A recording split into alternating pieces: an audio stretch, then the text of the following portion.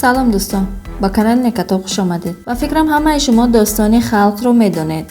اینکه در بدن او آزمایشی را گذراندند که به طور اشتباه انجام شد و این سبب شد که او به یک حیوانی عظیم جثه تبدیل شود و وقتی که عصبانی میشد جزای همه را میداد. جالب است بدانید که در دنیای ما همچنین آزمایشاتی که به طور اشتباه پیش رفتند خیلی زیادند و هرچند که به مثل داستان خلق وحشتناک نبودند اما به هر حال ضررهای زیادی به انسانیت آوردند. در این ویدیو یک جای تماشا میکنیم آزمایش‌هایی را که به طور اشتباه پیش رفتند و ضررهای وحشتناک به انسان آوردند. تا آخر ویدیو با ما باشید و لایک ماندن را فراموش نکنید. салом алайкум дӯстони азиз, хуш омадед ба канали Некатоб ва сарпаси барномаи имрӯзаи канали Некатоб. ин ширкати 1x мебошад ки силкаша ман дар аввалин комментария закрепит карда мемонам. касоне ки мефаҳмед ин ширката метавонед дроен бозиҳотона давом додан гирем ва промокоди некара истифода барем ба шумо $100 бонус метиҳанд ки барои депозити аввал ба шумо хеле ёрдам мекунад. хайр дӯстони азиз, силка дар аввалин комментария закрепит кардагай. боқӣ монда видеоро тамошо мекунем. рафтем. توماس ادیسون و نورهای ایکس ری.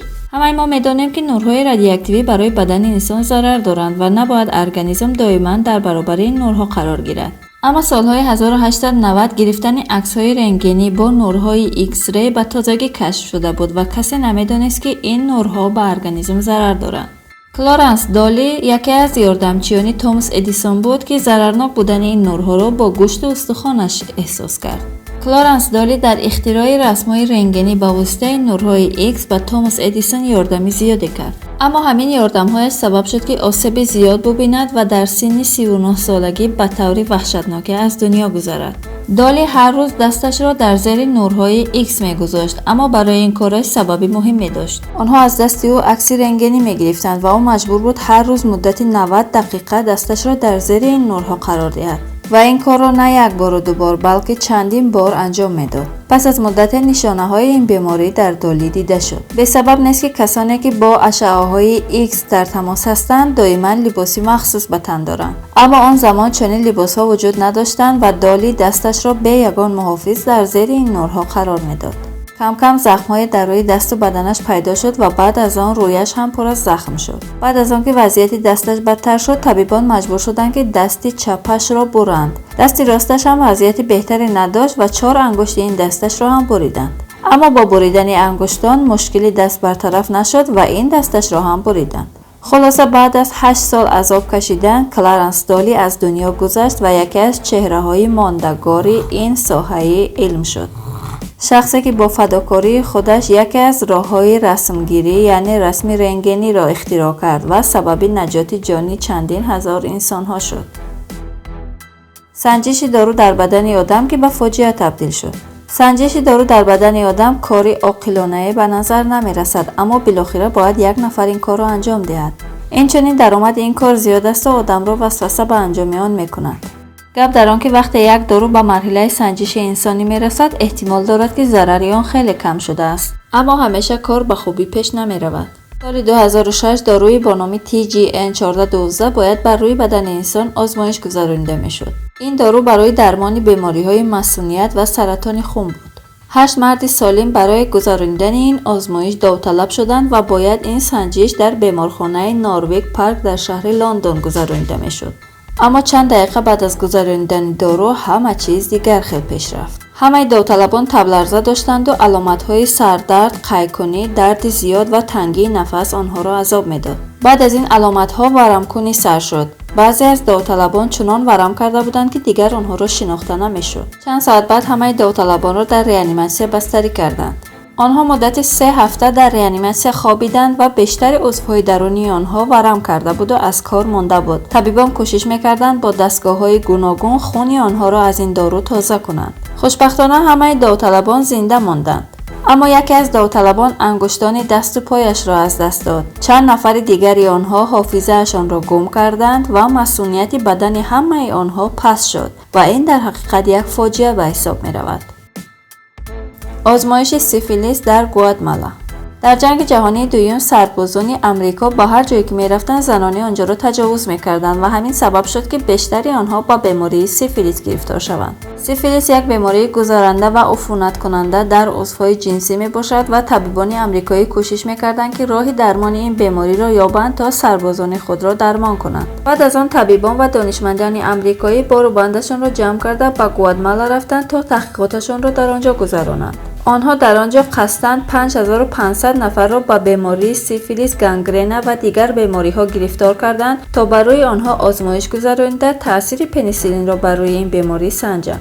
چنانه که فهمیدید این کاری آنها یک ظلم بزرگ بر روی این مردم بیچاره بود. آنها برای اینکه سربازان خود را نجات دهند بر روی این مردم بیچاره آزمایش گذراندند تا این درمان این بیماری را یابند و در حقیقت کاری آنها غیر انسانی بود. پیوند تخم میمون. در دنیا دانشمندان زیادی هستند که بعضا از عقل بیگانه هستند اما هیچ کدام آنها به خاک پای سرگئی ورانوف نمیرسند. معروفترین آزمایش این دانشمند با نام پیوند تخم میمون شناخته می شود. این آزمایش خیلی پیچیده بود اما اگر ساده تر کرده فهمانم سرگئی میخواست با استفاده از تخم میمون انسان را جاویدانه کند. او سال 1866 به دنیا آمده بود و اعتقاد داشت که گذر عمر انسان را میتواند که منع کند و یا آنکه انسان را جاویدانه گرداند. برای این کار او میخواست که تخم میمون را با بدن انسان پیوند زند. شاید در این زمان این کار احمقانه به نظر رسد اما در عصر 20 پولدارهایی که میخواستند جاویدانه زندگی کنند با این کار راضی شدند. با برکت سرگئی 500 نفر به تخم میمون پیوند زده شدند و فکر شما بعد گرفتن این پیوند آنها چیکار کردند؟ بله شما درست فکر کردید. هیچ کدام از این 500 نفر زنده نماندند. بعد از آن معلوم گشت که سرگئی یک دیوانه بوده است و آزمایشش خوب پیش نرفته است و این نشان می‌دهد که آدم برای جاویدانه شدن به هر کار دست می‌زند. یونیتی 731 در سالهای 1930-1940 میلادی ارتش امپراتوری ژاپن در مکان به نام یونیتی 731 بر روی زندانیان چینی آزمایشی وحشتناکی را انجام میداد. آزمایشاتی که آن زمان بر روی زندانیان چینی گذراندند بیشتر از آزمایش به یک شکنجه وحشیانه مانندی داشت. یکی از این آزمایش‌ها زنده شکافی یعنی کشادن بدنی آدمی زنده بود. طبیب‌های ژاپنی به داروهای مدهوش کننده و به درد کننده بدن اسیرهای چینی را زنده به زنده می‌کشادند و عضوهای درونی آنها را می‌گرفتند. اینچنین آنها قصداً اسیرها را به بیماری‌های گذرنده وبا و یا تیفوس مبتلا می‌کردند. حتی شنیدن این داستان‌ها آدم را وحشت زده و ناراحت می‌کند.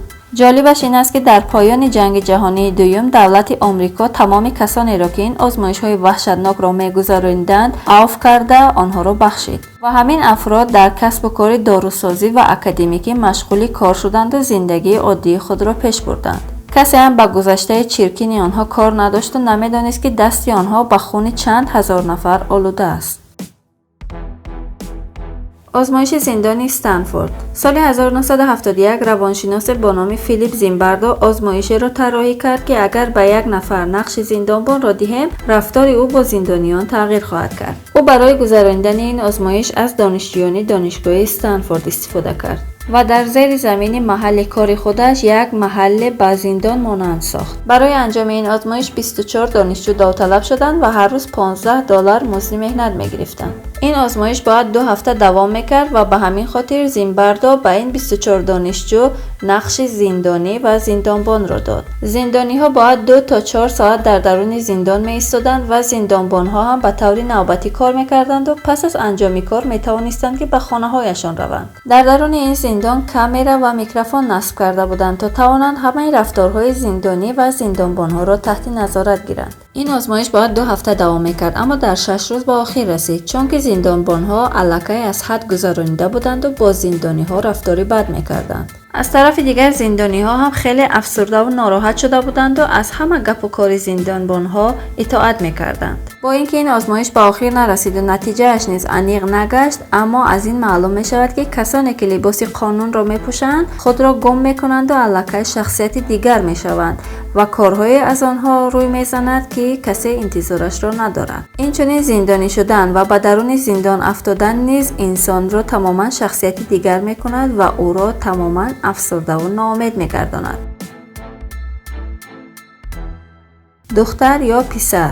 در این آزمایش احمقانه یک دانشمند احمق سبب گشته است که با این آزمایشش زندگی یک پسر را برباد دهد. دانشمندی که در موردش صحبت کرده ایستاده‌ایم جان مونی نام داشت که یک روانشناس بود. اون نسبت جنسیت آدم و زن یا مرد بودنش نظرات میداد که به عقل راست نمی آمد و همین نظرات او سبب گشت که زندگی یک پسرک برباد رود. زندگی یک کودک تا زمانی که خودش تصمیم گرفته نمیتواند به تصمیمات پدر و مادرش وابسته است. و همین سبب می شود که اگر پدر و مادران تصمیمی را اشتباه گیرند پس زندگی آن کودک تماما برباد خواهد رفت. سال 1965 پدر و مادر بروس خردکک اولین خطاگی را کردند و بروس را در سن 8 ماهگی ختنه کردند. طبیبی که این وظیفه را بر عهده داشت کارش را به خوبی انجام نداد و سبب شد که در عضو جنسی بروس مشکلی ایجاد شود. برای حل این مشکلی پدر و مادر بروس تصمیم گرفتند که به یک روانشناس مراجعه کنند و آنها به جان مونی مراجعه کردند و جان مونی به آنها گفت که آلت تناسلی پسرشان دچار مشکل شده است و او دیگر مرد بودن نمیتواند،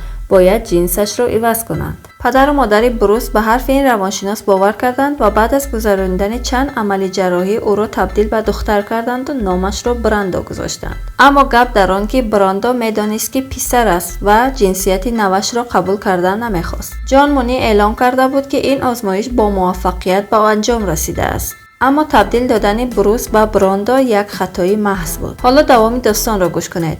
بعد از گذراندن چند مرحله روح افتادگی براندا تصمیم میگیرد که جنسیتش را عوض کرده خودش را پسر کند. اما در نهایت از سبب روح افتادگی زیاد در سن 38 سالگی خودکشی کرده از دنیا میگذرد. جالب است بدانید که داستان زندگی او سبب شد که به این موضوع اهمیت جدی دهند. مردم فهمیدند که بعضی از آزمایش ها میتوانند در زندگی انسان تأثیری مهم گذارند. کدام این آزمایش ها برای شما جالب تر بود و فکر شما در مورد آنها چیست؟ فکر و نظرات خود را نویسید.